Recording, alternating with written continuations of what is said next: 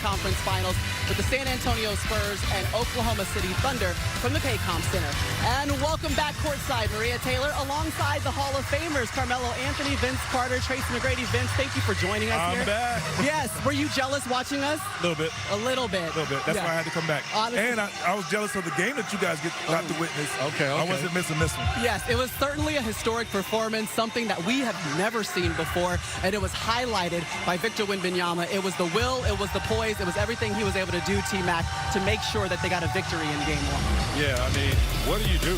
Like, what is the game plan for this guy? And for me, it's just, you have to put bodies on him. And tonight, it has to be Chet, because this is not going to cut it. I know Chet being off of him, right, trying to come and be a protector once he gets to the basket, but he has to be that primary defender because he's too big, too long, and he's finishing at the basket. When you talk about 26 of his 41 points are in the paint, are you serious? We need Chet to really alleviate a lot of that. Right here, it's just throwing the ball over the top because they played these guys so many times, they know how to hit, you know, those counters, and they did a great job of that in the first game. I suspect that Mark does a great job in tonight's game to have a game plan to where they have bodies playing behind him and not in front of him, because you try to put bodies in front of him, they're just going to lob it up and he's finishing at the rim. So I look to see a heavy dose of Chet on him in this game, yes. We only saw about 3 minutes of Chet being the primary defender in Game 1. You like that idea, though?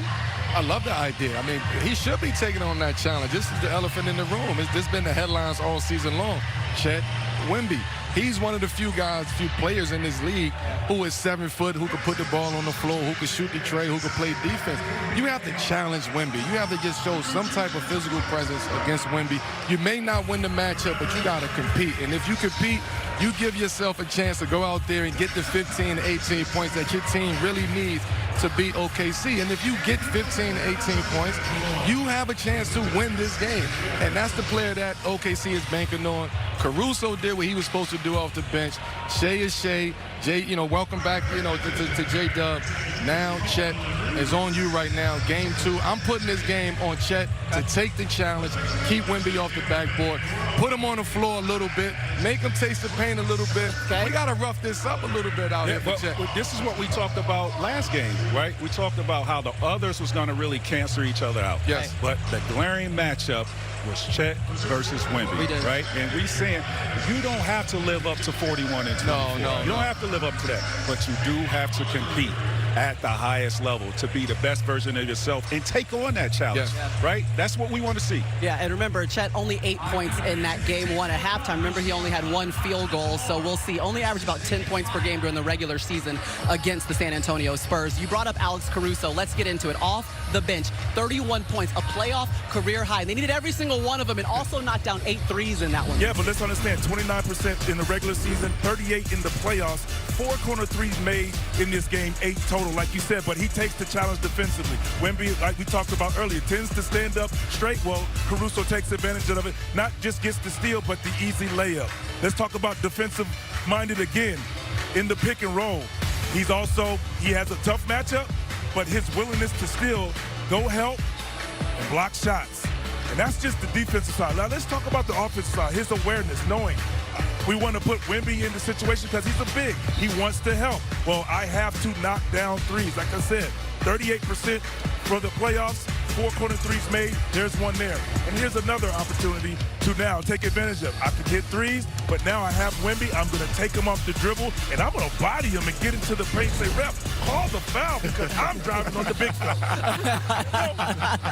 I love it, and I love that you showed Alex Caruso really the primary defender against Wemby, so much of what he was taking on was defensive and offensively. So if Alex Caruso did what he has done so well so far in this playoffs, who is the next person to step up? We saw a little bit less of A.J. Mitchell because J-Dub was back into the game. Like, what do we need to see more of for OKC? Well, we need a heavy dose, heavy diet of J-Will, right? That's what it's going to have to be. Me and Mel was talking about that before this. Jay Will is going to have to do that to relieve that pressure off of SGA. Why? Because he has the ability to get in the paint and make things happen, not only for himself, but to make plays as well, right? And he also can get to his mid-range. He has the body, he has the strength to shoot over the defender and to finish at the basket. So I look for this to be a heavy diet of J-Dub tonight and take some of that pressure off of SGA. Yeah, 26 points for J-Dub in game one. And remember, he had missed the previous 26 days dealing with the hamstring injury. They needed him maybe a little bit more than they really wanted to rely on him in that game one. Meanwhile, for SGA, let's talk about him. He said it wasn't his best performance, but he's got to stay true to who he is. Who is he? Who does he need to be tonight? He just need to be Shai. He need to be the back-to-back MVP. This is what we know Shai to be. He talk about passing the test and taking on the test all season long. This was a test that he haven't seen. Game one was a test he haven't seen. Game two, I want to see how Shai react and respond to game one, to that performance, not by him, but by his team. I also want to see OKC play through J-Dub as the first option today. I know that sounds crazy, but you got to take Shai off the ball. You got to move Shai around. You can't keep giving him the same look. Let J-Dub create. Let him get in the paint. Let him make the plays that he need to make. And let him feel like this is what I'm going to do to bring my value to this team in game two. Yeah, interesting. We saw Shai turn the ball over 4 times. We're not used to seeing that. He had the worst plus-minus on the team, minus 15 in game one. We know we're not going to see that repeatedly from a guy who's a two-time MVP. So he's got it out of his system in game one. All right, last night, another unforgettable game one. This time, in the Eastern Conference Finals, the Cavs led by 22 points in the fourth quarter. Then came Jalen Brunson, led the Knicks rally. He scored 15 points in the fourth quarter. New York closed regulation on a 30-8 run. I'm not making that up. They forced overtime, then dominated the extra period to take a 1-0 series lead. Now, including OT, the Knicks finished the game on a 44-11 run. I know, right? Brunson outscored the Cavs on his own down the stretch with 17 points. The Knicks won their 8th straight playoff game. That extends a franchise record. And Jordan Cornette, he's covering the Eastern Conference Finals for NBA Showtime. After a tough loss for the Cavs, he did get a chance to speak with Cleveland's Max Strus earlier today. Max, it's a new day coming off that tough loss a night ago. What's been the mood around this team? On to the next day. You live and you learn. Obviously, we got a bad feeling in our stomach, but no better way than to take it out in the next game and try to win the next game on Thursday. Jalen Brunson was a force game one. Defensively, how do you guys adjust there? Yeah, obviously he's one of the best players in the league. He got in a rhythm. He pulled them back in the game by himself, and we got to figure out a way to stop it. So I made some adjustments today, and we'll go into game two looking to use those and try to make it tough for him. Last night was your 15th playoff game for this group this postseason. Was there any chance that fatigue played a role late stages last night? No, I don't think so. I just think we didn't execute well at the end. We didn't get stops when we needed to, and that's what the game comes down to. You got to get stops in the most important times, and I think we stopped executing offensively and stopped getting good shots on goal, and the game just got away from us. Game one in any playoff series is a feel-out game. What was the biggest discovery after that first game? I think we played 3.5 good quarters.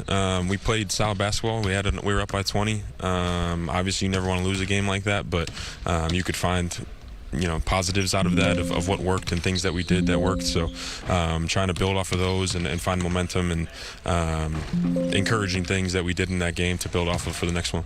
In order to even this thing out, what's it going to take? Find a way to keep executing. It's the playoffs. It's a grind.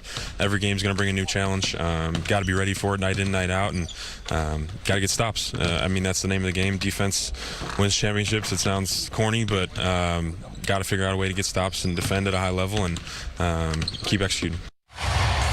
All right, well, for the first time in NBA history, game one of both the East and Western Conference Finals went to overtime. The Eastern Conference Finals will continue tomorrow with game 2 from MSG at 8 Eastern on ESPN.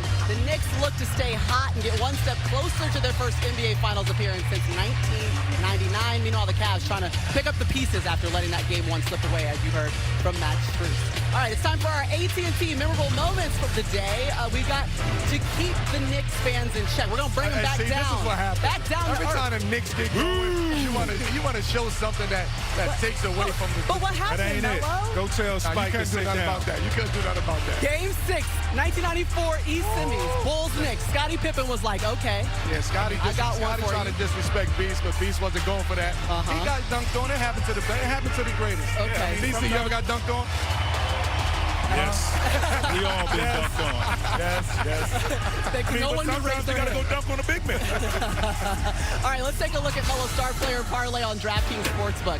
All right, what do we need, Melo? Listen, the odds are actually lower tonight than normal, so that means I'm very confident. But we got Wemby, 25 points. Yes. He's averaged 22 in the playoffs and just put up 41.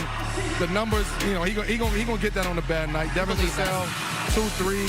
Yes. Look, the Mavs. I mean, they started every game. He started every game this season. They got to go to him. They got to make threes. And then you're talking about